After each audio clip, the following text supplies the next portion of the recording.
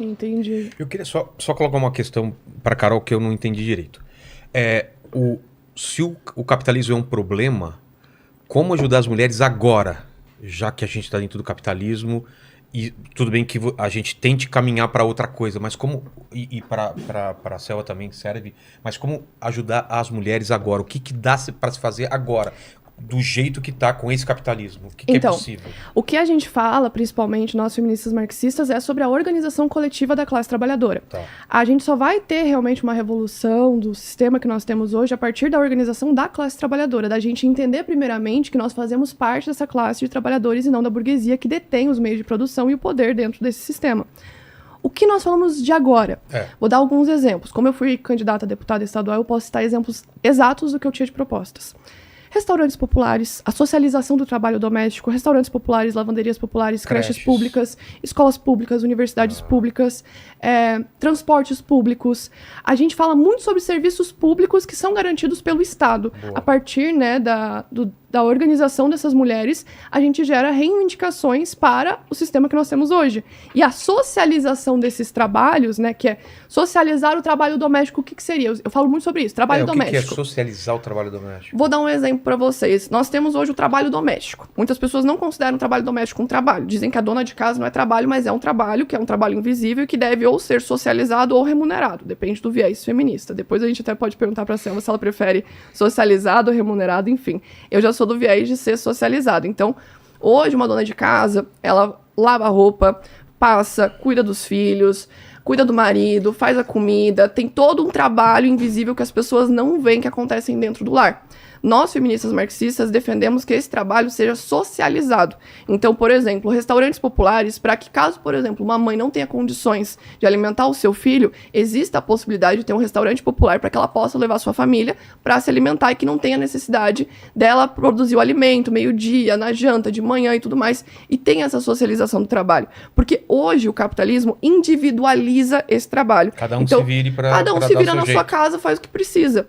E nós, enquanto marxistas, defendemos a coletivização dessas ações. Então, por exemplo, no trabalho doméstico, que é algo que eu pauto muito, porque foca muito no trabalho da mulher, porque o trabalho doméstico é delegado para a mulher, porque é visto como destino biológico dela, né, que nós temos que ficar no lar, que nós temos que cuidar do espaço privado, a gente vai socializar esse trabalho. Isso já acontece hoje. Já existem restaurantes populares, já existem creches públicas, só que a gente precisa cada vez aperfeiçoar isso. O problema do capitalismo em tudo isso é o lucro. O capitalismo visa o lucro em cima disso tudo. Então, quando eu falo pra você de restaurantes populares, tem pessoas que são donas de restaurante que vão falar, não, restaurante popular, pessoas vão comer de graça no restaurante? Não, eu preciso lucrar em cima disso. Vai ter pessoas que vão falar, pô, lavanderia de graça, mas eu preciso lucrar em cima disso. E o lucro vai afetando essas mulheres que não têm condições de estar pagando por tudo isso. Porque tem mulheres que não têm, às vezes, condição de pagar um aluguel.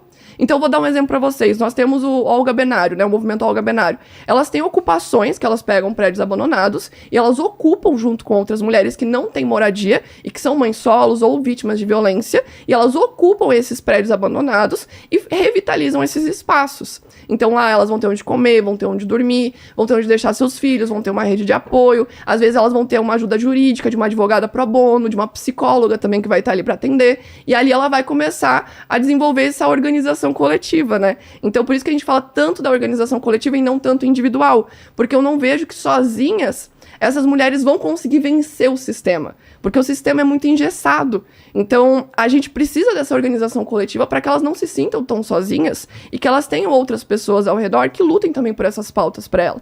Porque pensa, hoje, tem mães que não têm condição de comprar comida para o seu filho, de comprar um leite em pó, de pagar um aluguel. Ela, às vezes, escolhe ou ter onde morar ou ter o que comer. E nós, enquanto socialistas, olhamos para essa classe e falamos, nós precisamos reivindicar por direitos para essa classe. Porque tem pessoas passando fome, tem pessoas que não têm onde morar, tem pessoas que não têm o que fazer, e a gente precisa organizar isso de uma maneira pública. Então, restaurantes populares, lavanderias populares, creches públicas. A gente defende também a criação das creches, porque muitas mães trabalham. Sim. A maioria da classe trabalhadora hoje trabalha. Então, não apenas como dona de casa, ela também trabalha fora. E com quem que fica o filho dessa mulher? Né? Se ela, por exemplo, é empregada doméstica, aconteceu esses tempos com o Miguel. O Miguel tava junto com uma mulher que era empregada doméstica, a patroa foi lá, apertou um botão, ele foi até o último andar e a criança morreu. Putz. Então eu penso assim, o que nós estamos fazendo por essas mulheres?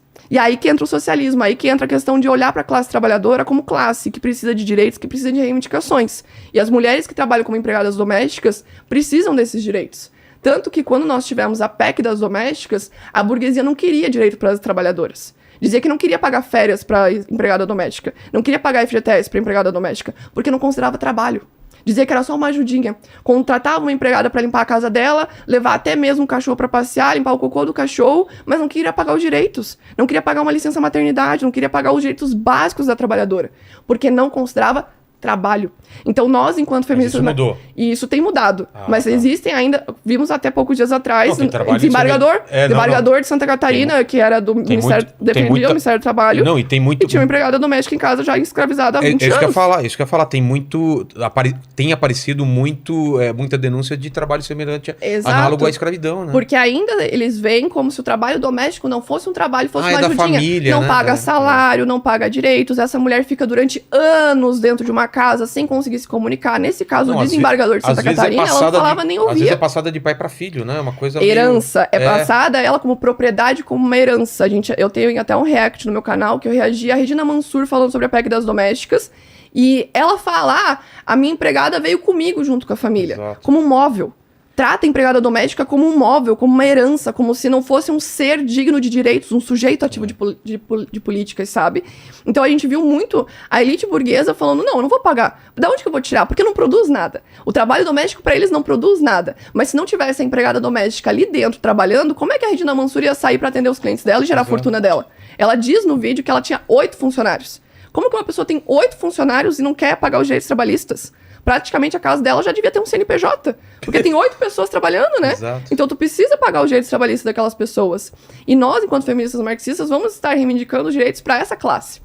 Por isso que eu falei no início, a gente não vê apenas a perspectiva de gênero. Por isso que eu gosto muito de falar, nós feministas marxistas não odiamos homens. Porque a gente vê os homens como camaradas. A gente vê eles como classe trabalhadora junto com a gente. Eu, quando debati aqui com os Red Pills, eu falei, cara, eu entendo vocês porque vocês dois são 2 homens negros. E o que vocês estão falando é da vivência realmente da questão racial no sistema capitalista.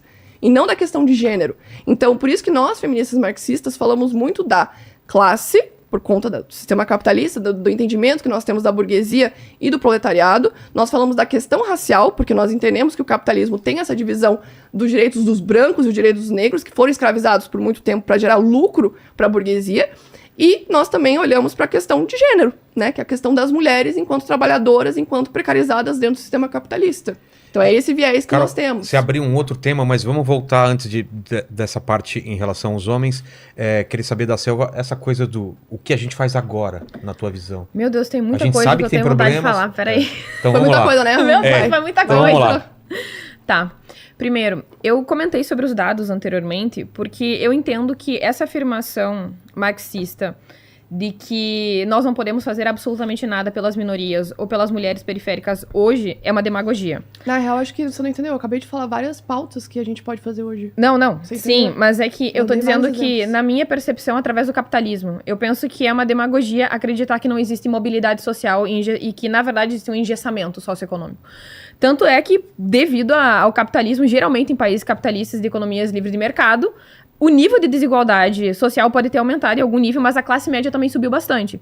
Então, na minha percepção, é uma demagogia acreditar que o capitalismo não permite que as pessoas ascendam socioeconomicamente, e são o que os dados estão indicando pra gente. De 1848. De 1848 até hoje. Você tem sobre isso? É justamente aquilo que eu te falei. Em 1848, 92,5. Não, mas eu digo agora. Hoje em dia, 9,6. Então, mudou muita coisa. Sim. Pô, que grande, né? 9,6. Então... Bastante ascensão. Não, eu acho que tu não entendeu. Eu não sei se eu fui clara. Eu acho que não. Não. Eu acho que o Vilela também não entendeu. Em 1848, 92,5% das pessoas viviam na linha da pobreza. Ah, tá. Hoje em dia é 9,6%. Mudou muita coisa, entendeu? Então, assim, na minha percepção, essa afirmação marxista de que existe um engessamento...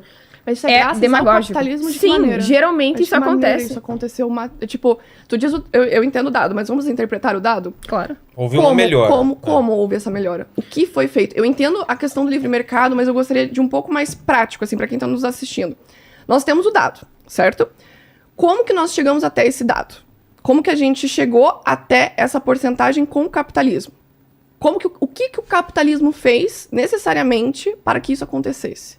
É esse questionamento que eu tenho. Porque eu acho que é mais prático para as pessoas entenderem nesse viés, entendeu? Tipo, houve mais emancipação feminina como? As mulheres entraram mais no mercado de trabalho? Como que aconteceu esse manejo?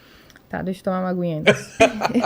Não, porque realmente eu fiquei na dúvida, porque quando a gente tá falando da questão do dado, eu entendo, mas eu quero saber como que nós chegamos até ele. Como que a gente chegou a essa mudança? Quais políticas que foram tomadas? Houve mais... Ok, livre mercado, mas como que isso mexeu? Houve mais ampla concorrência? Como que isso influenciou? É essa prática que eu gostaria de entender. Primeiro, como eu falei anteriormente, o capitalismo ele funciona mais com políticas liberais, né? Então, reconhecimento de direitos civis e direitos humanos, etc. Instituições sólidas que são muito importantes para o desenvolvimento econômico de um país. Distribuição de riqueza e também interferência e regulamentação do Estado para que haja livre concorrência. Então, por exemplo, nos Estados Unidos, né, que é um país extremamente desigual, e geralmente as pessoas entendem que não tem nenhum tipo de regulamentação do Estado. Um exemplo, os canais dos Estados Unidos. Estranhamente, quando um canal começa a ter mais de 30% de audiência, essa empresa é obrigada a se dividir. Então, muitas pessoas acham que os Estados Unidos não tem essa regulamentação do Estado interferindo no lucro ou pelo menos na ascensão de uma empresa. E ao contrário. Então, muita gente, quando está falando sobre regulamentação da mídia, acha que necessariamente é regulação de conteúdo. Não é isso. Então, eu acho que isso é muito interessante para fazer com que as pessoas percebam que essa interferência ela também é muito boa para evitar que haja o desenvolvimento de um monopólio. Então, o papel do Estado nesse caso é interferir para regular e permitir que haja uma competição igual, que não é o que acontece aqui no Brasil, obviamente. A gente percebe que o desenvolvimento do Brasil, infelizmente, não aconteceu assim. Existe todo um favoritismo, um capitalismo de Estado, etc. Então, geralmente, nesses países onde houve esse desenvolvimento e florescimento socioeconômico, foi justamente por uma intenção de regulamentação do Estado em favor do livre mercado e de uma competição razoavelmente igualitária e de distribuição de riqueza também. E como eu falei anteriormente, isso não aconteceu, pelo menos em países mais pobres da Ásia e da África, que estão sob ditaduras socialistas e que, infelizmente, têm instituições muito instáveis e que geralmente também estão com... praticamente sempre em guerra civil. Então, isso prejudica também o desenvolvimento da economia local. Também o capitalismo ele prefere fazer guerra em outros países do que no próprio país, né? Então, no fim, acaba sendo isso. Mas eu gostaria de questionar...